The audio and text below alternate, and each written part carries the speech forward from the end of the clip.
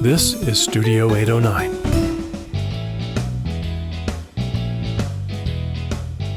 Hi, everybody. Welcome to the Outdoors Hiking Bob podcast. I am your host, Hiking Bob Falcone. You can find me on my website at hikingbob.com, which has links to my social media accounts, my columns at the Colorado Springs Independent, the other podcast I've done, my book on hiking in the Pikes Peak region, my photography website, all that kind of stuff. All of that at hikingbob.com. Today, I am joined by my co-host, Wild Westendorf. Hey, everyone. It's great to be back. And you can find me on social media at Wild Westendorf and my website, wildwestendorf.com. Excellent. And Kevin, glad to have you back. You just got over a little bout with the big COVID. Yep. How'd you do with that? Everything go okay with that? It was actually fine. It was like an annoying cold. There was really only a couple days where I was kind of just runny nose. But my breathing was never affected. I had the occasional cough, but I never lost my sense of taste or smell. I want to say it's remarkably the same as I said, a cold. But I was worried that I would find out hidden damage from it after I do a hike and such. But I did a hike with a friend over in Palmer Park over the weekend, and I felt fine. Okay, so. Good. And what made you think that you had it, that you went and got tested? You just felt like yeah, or what? Well, I felt like taking a random week off work, so. Okay. No, I was actually with a friend on the Friday night before, and she texted me on Saturday saying, "Hey, I woke up, I've got a sore throat, I'm feeling really sick, I'm getting a test," and then she tested positive, and then I woke up on Monday morning feeling sick. So just to be cautious and safe, I stayed home from work. Had to miss an all-day meeting, so darn it. But I bet that broke your heart. Oh, yeah. And then I got the positive result on Tuesday, and so I just had to quarantine for the 5 days, and then I went back to work the next day. I had gotten a text message, I want to say about 2 weeks ago, that I had been a week earlier from when they sent me that I had been possibly in contact with somebody who tested positive, and I tested right away with one of the home test kits and came up negative. And then it said to take another test the next day, but I'm like, well, it's already been a week. The test is negative. Yeah. I didn't feel, I had nothing going on. So I didn't bother testing, and I've had not the little slightest symptom of anything. No cough, no fever, no scratchy throat, and I've got the sniffles, which, hey, guess what? It's winter time and it's cold season. So, exactly. I'm not too worried about it. In any case, yeah, well, I'm glad you're okay, and you got out of it with nothing more than just a little inconvenience and spending a week off from work. And it was just, the biggest thing was just the boredom of just staying home, right. And especially because my work closed down that Wednesday on February 2nd because of the snowstorm, and I was just itching to go out there and snowshoe because it was perfect snow for it. Yep. But I've learned the hard way in the past that if I try and hike while I'm sick or as soon as I feel better, it makes it much worse. I made that mistake a couple of times, and you do not feel good during. I made that mistake thinking I'm just going to sweat this out of me. Oh, yeah. The only thing I sweated out of me was my energy and my desire to go any further. I didn't feel like doing anything. Well, I'm glad that was the worst it could be for you. So, and now you have the antibodies, too. Yep. So I'm triple protected now. We're not going to make this a thing about whether the antibodies are better than the vaccines. Let's just say that if you've had the vaccines and you get it, you're going to be like you, for the most part, come out of it just fine. And the antibodies on top of the vaccine is what will probably keep you in pretty good shape. And maybe someday we'll get out of this mess. Summer's coming, and I think people get back outside. Wait. Yeah. Hopefully that'll work out pretty well. Real quick, we had asked a lot of people for their support for the Outdoor Media Awards for both this podcast and my column at the Independent. Kevin, thank you for drumming up support for that also. We did pretty well on that. No one expected, that we were going to, I don't think I expected that we were going to finish on top. Oh, yeah. We're a very, very local, hyper-local podcast. We're up against people with nationwide reach and big donors, or I should say donors, big sponsors Yeah. and supporters and stuff like that. We have our sponsors too and supporters. We love everybody, but we did pretty well. So Good, maybe good. we've gotten some more listeners, and maybe we'll get our reach out there a little bit. But a lot of people who didn't know who we were and watched that polling now know who we are, and I think that was good. So I want to thank everybody who voted for us and voted for my column at the Indy. And thank you very much for your support. Thank you. Definitely appreciate it. Also, while we're at it, want to give a shout out to all our patrons who help support us at Patreon for their support. And without them, we couldn't pay the bills. So it's always good to have some support, at least to pay the bills. Yep. And, of course, they get nice rewards for that. So, Kevin, we actually had snow, A lot of it, too. but only for a couple of days. Yeah. It didn't last long. But it was nice to get out there and do a little snowshoeing and do a little stuff. We got some snow coming. The day you listen to this, there may be some snow coming later on Wednesday when this airs. But by the weekend, it's supposed to be in the 50s again. So it doesn't last long, folks. So when the snow comes, you want to go play in the snow, you pretty much got to be out there right away and go out and play in it. So definitely keep an eye on the weather and stuff like that. And get those snowshoes. Put them in the trunk of your car so you've got them. If you go by someplace, look like there's snow, put them in the trunk of your car so you can just go out there and just start snowshoeing. Just drive someplace and just whip them out of the back of your car and go snowshoeing. That's what I do. They're in the back of the Jeep and ready to go whenever. So it's always good.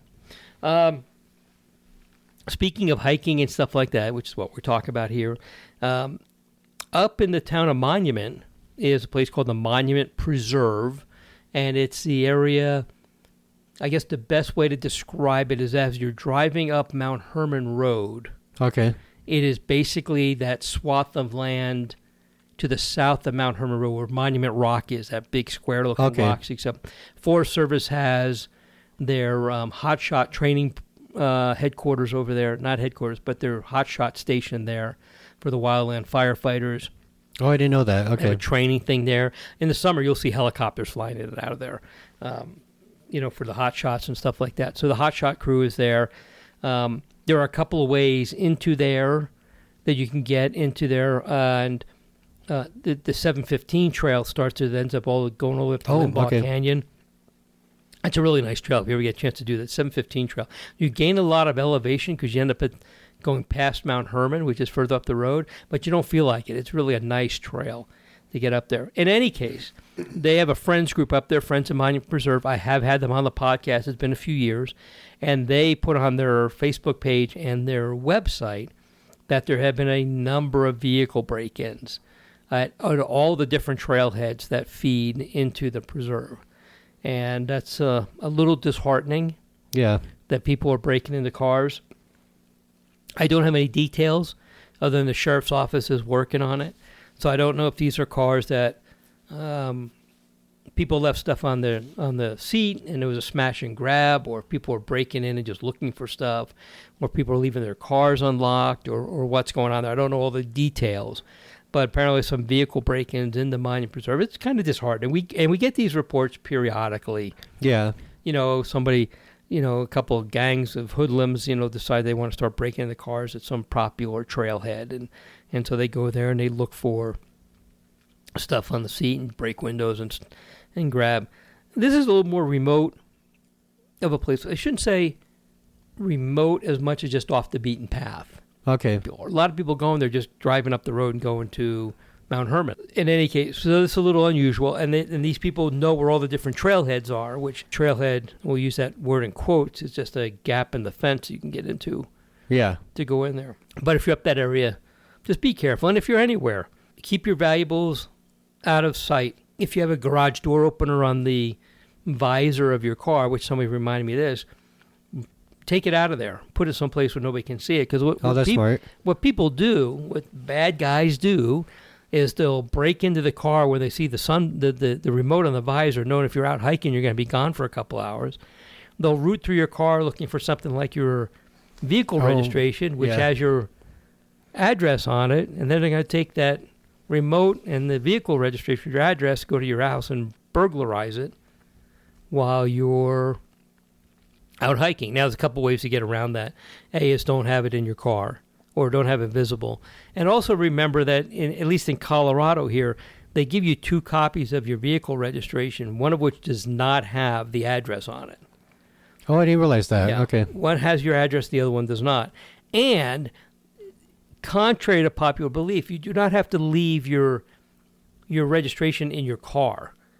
You just have to be able to produce. Mine is in my wallet with my insurance card. So they're all together. It's not in there. So if somebody broke in, they wouldn't be able to find anything with my address on it. So you don't have to keep your registration in your car. You can keep it on your person. You just have to, when the cops, if you get stopped by the cops or get into an accident, just have to be able to produce it. They don't care where it is. You just have to be able to show it to them. So just keep an eye on those things.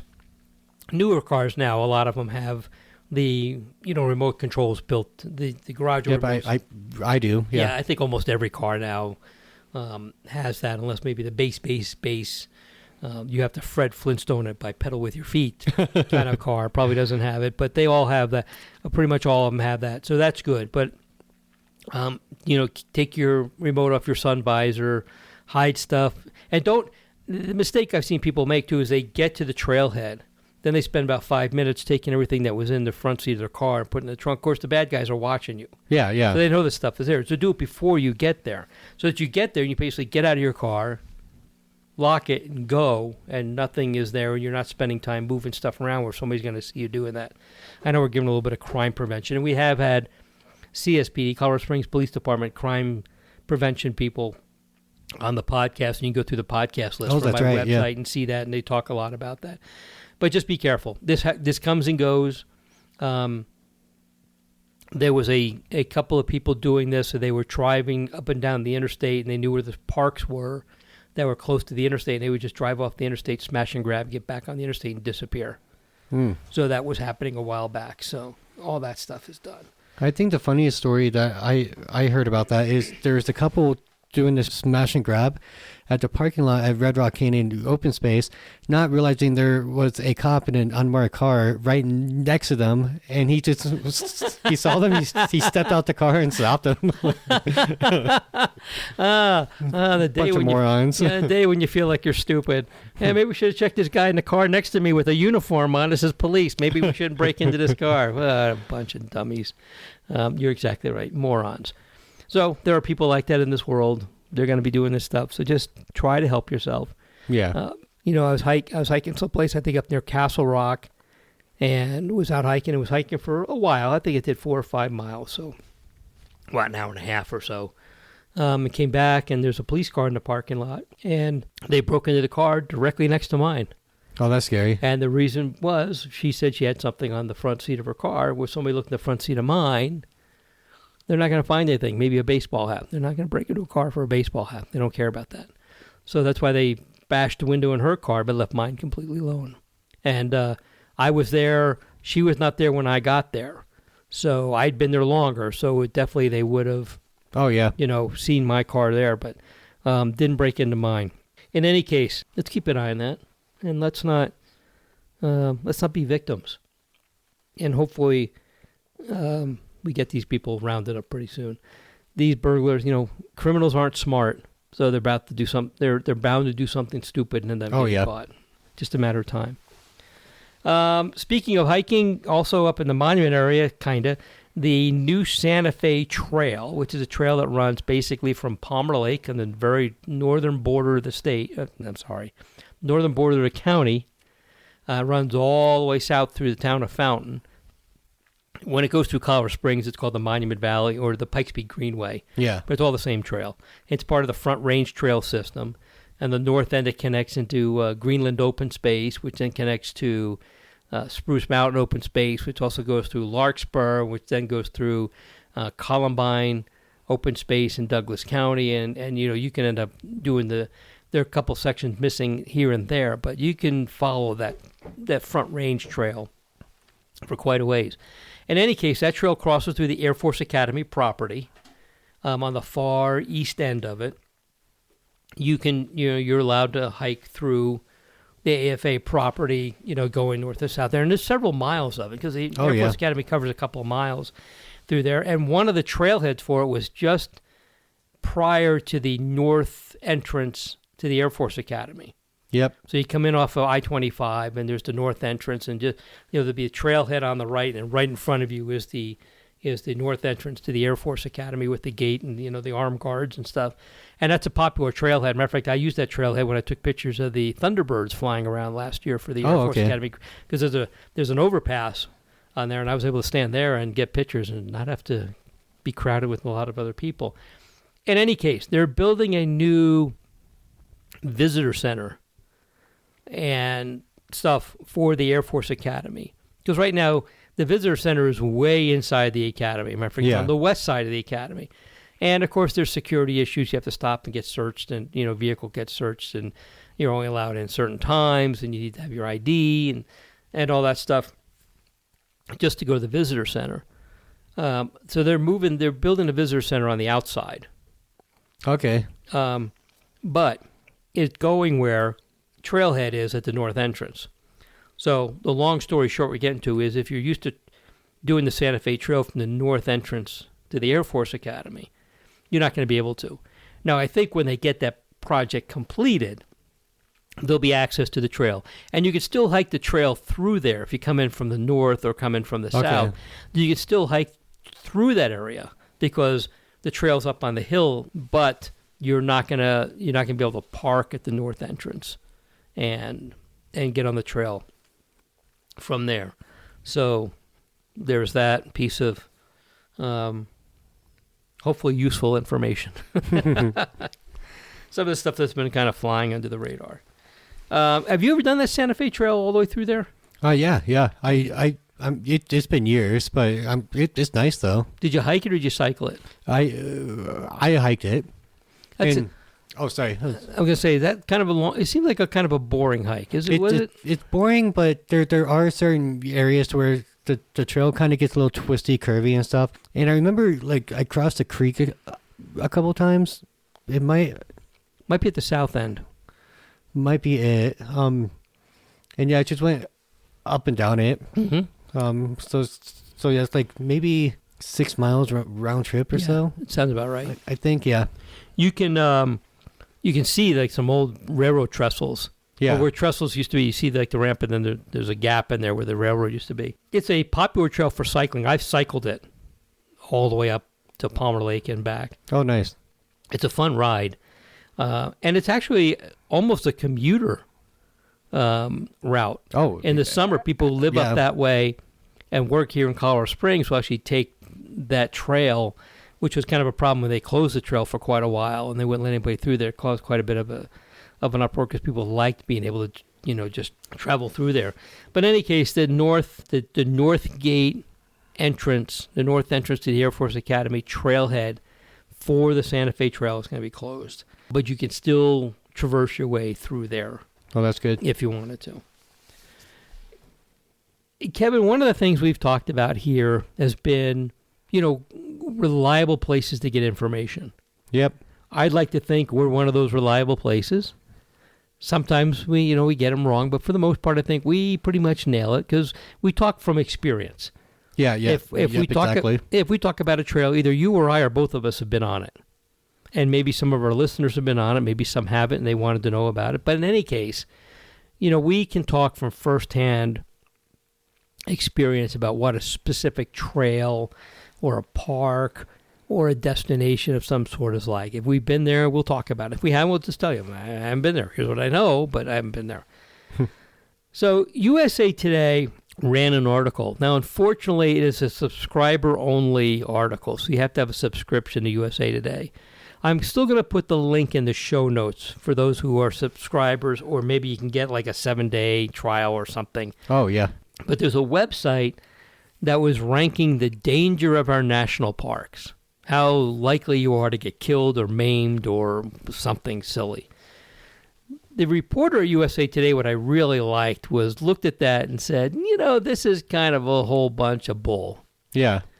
and we're make it clear, we're not going to say that there's no danger in national parks. Obviously there is. You go to Rocky Mountain National Park, you climb Long's Peak, it's 14,000 something feet tall. Yes, there's some danger in that. But what this person took issue with, who wrote this article for USA Today, was basically the flawed method of gathering the data. And basically they were quoting Mark Twain, there's lies, damn lies, and then there's statistics, kind of a thing. So in any case, it's pretty cool. It's a pretty good argument. It kind of does take down the narrative that our national parks are unsafe.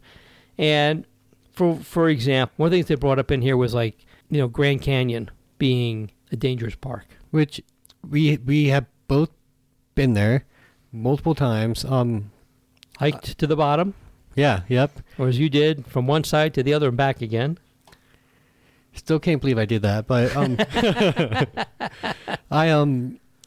I can see why someone would think it's a dangerous park because you hear about folks who fall off the edge. You hear about people who get heat exhaustion, dehydrated, but a lot of that is very preventable. Right.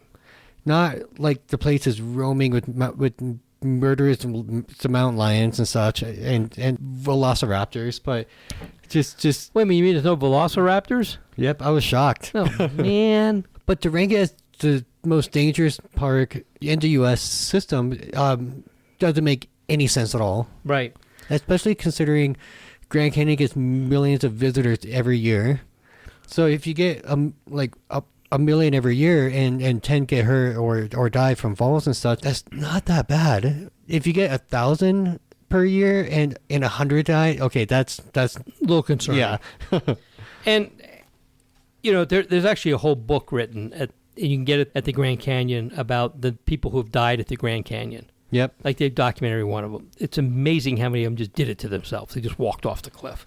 But in any case, so this article in USA Today is called "Ranking America's National Parks for Perils?" Beware of fatal flaws with death statistics. And here's what happens with this. This is a website that's based in Europe that it looks like when you and I have looked at this website, and I'm not going to tell you where it is because I think most of it is garbage. All they're doing is pulling in information from other websites, putting it on a pretty looking website of their own and making it look like their own stuff. It just seems like a very generic hub of outdoor stuff that's not vetted well. And this article says, from accidental falls to drowning, even attacks by wild animals, over 1,000 people have lost their lives in the USA's national park, using data from 62 venues from 2010 to 2020. Now, we all know there's more than that in the National Park Service system. And the writer apparently been to the Grand Canyon, goes, I don't think it's all that dangerous. Now, not to say it's not in some form. Obviously, it's outdoor recreation. Anything is dangerous. Yeah. It could be dangerous. And basically what it looks like was they just took a number, X number of people have died, without looking at it in context, like you mentioned. How many millions of people visit here? How does that number compare, per capita? Yeah. The people who live there. How does it, or visit there, how does it relate to other parks with more? It's not the busiest national park. We know Great Smoky Mountain is the busiest national park. And this person took a look at this stuff and doesn't say that it's not dangerous, but really debated whether it was as bad as it seems. They were just using sheer numbers with no context. Is the Grand Canyon perilous or not? And they go on and on about it. And here's the thing, one of the first things that clued the author in if something was wrong with this article. With drops of 100 feet into the base of the canyon itself. Well, I can tell you, if it's only 100 feet, we wouldn't be talking too much about the Grand Canyon. Oh, no. Trust me, 100 feet doesn't get you very far. So obviously, and as they note in here, it's roughly a mile deep. So we're not even close. You only missed it by 5,279, 5,180 feet. But in any case, so there's an indication that during this decade that this article was written about, 134 people died, 27 of them from falls. Doesn't say how many of them may have been suicides, but that's very popular there. None of this makes it a dangerous place. No. Given the millions of people who visit our national parks. In any case, it was a pretty interesting, because I first saw this and go, wow, let's take a look at this article. And then I looked at it and go, there's a whole lot of nothing there. And I've seen videos of people being idiots, not like they made a mistake, but they're willingly being dangerous. Right. Because there's one that got really big about a year or two ago where this guy is clearly trying to hop across some, not hoodoos, but like balancing rock platforms that are right off the edge of the canyon. And in the video, he almost slides off this rock because he misjudged his jump. And it's the same thing when I see someone hiking when it's 95 degrees out in the desert and they have like a 12-ounce thing of water and that's it. And they're going to stop and ask you if you can have if they can have some of your water. Yeah. No. I need this. It's the same thing. Like if you choose to not drive safely, you have a higher chance of getting into an accident. Yep. The parks themselves aren't inherently dangerous. There are dangers to be aware of, obviously, because you're outside. But I would imagine a lot of these deaths are just pure accidents or people being very irresponsible. I agree. And they note on here Great Smoky Mountains, which we talked about, is the most visited national park. It sees 12.5 million visitors a year. This website listed as being the third most dangerous park with 92 deaths over the course of a decade. However, another analysis actually rated it as 45th. There's a whole lot of difference between being third on the list to being 45th on the list. So very flawed data. This goes back to when you're looking up information on a place, get multiple sources of information. The interesting thing, the author of this article talked to the people at the website and asked them why they didn't context this by how many people visit there. They said, well, we don't really know how many people visit there. Well, I can tell you what, the National Park Service loves to talk about how many people visit their site because that's how they get money. So I'm not buying the fact that you couldn't find it. Park Service has a web page that debunks the frightening notions about safety, which we'll have on here, noting that from 2014 to 2016, the mortality rate nationwide at federal parks amounted to 0.1 deaths per 100,000 recreation visits. Oh, that's nothing. Right. I mean, if every life lost is a tragedy, obviously. Sure. But on that scale, though, that's nothing. The overall mortality rate in the United States is 844 deaths per 100,000 people. Oh, wow. Okay. So the chance of dying during a visit is actually really less than 1 in a million because it's 0.1 deaths per 100,000. So it's less than 1 in a million. So in any case, the Park Service said while hundreds of millions of visitors to national parks across the country have safe and fulfilling experiences every year, it is important that visitors understand that national parks are wild and natural places. Fair enough. Yeah. Can't argue with that. Plan your trip appropriately. Again, that comes into planning your trip is number one on leave no trace principles. So it's an interesting thing. How do people die in parks? From a number of reasons. Falls, heat. There is a sad story that I read from that book that you can find at the gift shop of the Grand Canyon, where this family was standing on the edge posing for a photo, and I guess if I remember right, a gust of wind came out of nowhere and blew off the father's hat, and without thinking, he went and reached out for it and just fell off the side. Lost his balance. Yeah, that can happen. And it like he wasn't being irresponsible. It's an accident, but it doesn't make the place itself more dangerous. And I think it would be a blight on the scenery if they installed like safety railing along the entire rim. Right. And think of it, if it was that dangerous, the Park Service would be like beside themselves, roping things off and stuff. So it just didn't happen. In any case, it's pretty shoddy piece of quote-unquote research that they did. Good article from USA Today. They go, this isn't really true. The emperor has no clothes here. There's nothing to this. Not to say that can't happen. Anything can happen to anybody. They are wild, dangerous places. If you walk on the rim of the Grand Canyon, you do run the risk of walking off of it.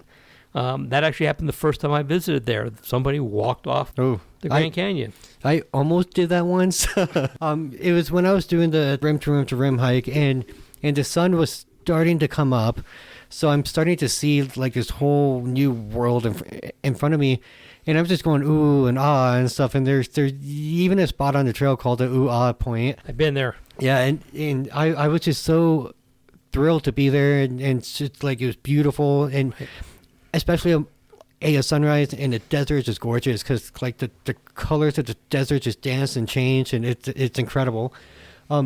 And my friend had to yell at me a few times, like, Kevin, you're getting too close to the edge, Because I would be on the trail and I'm just looking up instead of where I'm walking and stuff. So after a couple of times, I was like, okay, I've got a clue now. Okay. Yeah, we don't mean to imply that you don't need to be careful. You need to be very careful. Yeah. Very, very careful. People do die. They do walk off a cliff. They do overheat themselves. They do get attacked by venomous ducks or whatever is out there. These things do happen, but like they note in here, your chances of less than 1 in a million. So it's just not going to be that big a deal, and be wary of these sites, which is like a certain local website that seems to just want to talk about, sensationalize things and just a ton of clickbait. Just a turn of clickbait. It's exactly what's happening. I've been to a lot of national parks. Never got hurt. Only saw one person get hurt. Stayed with them till help got there, and it was something relatively minor. Yeah. I actually appreciate USA Today writing this article. I just wish it wasn't behind a paywall, because a lot of you may not be able to read it. But if you can, if you have a subscription or you get a gift subscription or something, you'll be able to link to it and check it out. Kevin, what are your thoughts? I mean, let's talk about the most dangerous places in Colorado by number. First one will probably be Lodo in Denver, but I'm sure it's Mueller State Park. It's number one. I mean, it's just wild out there. Now you're going to get our state parks people mad at us. They're our friends. Yeah, every year a certain number of people get hurt in Garden of the Gods. Yeah, they're out there either legally or illegally rock climbing, and something happens. But the cases are pretty small, and it just doesn't happen that often. And again, I'm sure Garden of the Gods gets millions of visitors every year. And to point this out again, you're outside, so even if you're being safe and stuff, like you might come across a rattlesnake and such. So just things happen, but don't fall for the clickbait articles and stuff. Because I've got friends who aren't familiar with the outdoors, so they see a lot of these articles. They're going to believe them and think that I'm crazy to go on a hike alone in Palmer Park or something, and it's just like, no, it's not that bad actually. Right, exactly. There's really nothing about it. So in any case, I will have a link to the actual website that they're talking about on here, so at least you can see that. One other thing, I was kind of playing around on YouTube, and a video popped up in front of me, and it was a Korean boot maker hand making a pair of hiking boots. Oh, I've got to find that video. And it's 60 minutes long, so it seems a little long, but it is actually really enthralling. They start off with, they draw, they're custom made. So they Which draw, is the best part. Oh, yeah. They draw around the person's foot, then they put them in a mold, and then this comes out of it, and then they start with the leather, and they're playing with so many feet of leather, and they make this and that, and they nail everything together, and they glue this and nail that and stitch this. It is actually fun to watch. And if they weren't in Korea, I'd be like, can you make me a pair? Oh, if I could ever have money to burn like that, I would absolutely buy a pair of those, because they're probably going to last a really long time. They're custom built, so it's the best type of fit for your feet. Right. And it would make sense you would find this in Korea, because I have seen, there's a bunch of hikes in that part of the world that looks just stunning. Mm-hmm. I mean, it's beautiful out there. Just don't end up in North Korea like those other dummies did a couple of years ago. Oh, yeah. These are custom-made, handmade hiking boots, and I would love to own a pair of them. It would be so cool, and they look like they're really well made. Oh, I'm sure. I mean, they're hand stitched together. It's pretty cool stuff. So if you get a chance, I'll have a link to that. Like I said, it's 60 minutes long, so it seems like it's pretty long. But if you're interested in it, you'll find that it's a lot of fun to look at. And I'm sure boots like that run for several thousand minimum. And I'm sure they last forever. Yeah. So I'm not in any hurry to buy a new pair. You get a set of these, and they'll work just fine. So that's the news there. Oh, something else I wanted to bring up. I listen to a lot of podcasts. One of the podcasts I listen to is This American Life. Yep. Which is it's a radio show that's fantastic. On public radio on Sundays, and Sunday night, Monday morning they put out the podcast of it. And you and I talked about climate change a couple weeks ago, and the lowering of the water levels. Oh yeah. And things like that. So this week is about climate change, and from a kind of a different how it actually affects people, which is kind of what we were talking about, how it's affect the outdoor user. And it's a really good podcast. There's 3 segments. The first 2 are really good about how they actually affect people, where they live and stuff like that. The third one was okay. It wasn't as good. I should say, shouldn't say it wasn't good. It wasn't as interesting to me. Oh, okay. But I'll allow a link to that podcast. It really was a good podcast. I'm a big fan of This American Life. I wish that this podcast sounded like Ira Glass doing the doing the podcast, and we had the production value that they have there. But we don't have that, unfortunately. But in any case, that's also a pretty interesting thing about climate change. And we're not going to sit here and preach about climate change. And I think, Kevin, you and I have talked about it. I think if you want to be a person who wants to debate the causes of climate change, happy to do that. But if you're going to say that there's no such thing as climate change, we don't have anything to discuss. Exactly. I think we can all pretty much agree that there's something's going on. For example, in February in Arizona, it's already hitting the 80s, which is about 60 days too early. Well, even here, it's going to be in the 50s over the weekend, and that's used to not be a thing in February. Actually, the day before this comes out, they're predicting 70 degrees in the far southeastern corner of the state of Colorado. Wow. 70. That's, June weather for crying out loud. That's hot, yeah. Yeah. So a little crazy there. Well, Kevin, I think that's all we had on the agenda, unless you have anything else you wanted to talk about today. No, I think I'm good. Okay, so we covered a bunch of different topics. Yeah. And, I think it's always fun when we get to just talk about a couple of different things here. And I think with that, we'll say thanks for listening, and we'll talk to you next time. We'll talk to you later. Thank you. Before you go, did you know you can rate and review our Studio 809 podcasts? That will help us, because our egos really need to have thousands and thousands of listeners. But that helps our wonderful sponsors reach more ears too. And we do love our sponsors. So just go to Studio 809 or any individual 809 podcast in your iTunes or podcast app and click on ratings and reviews. Thanks.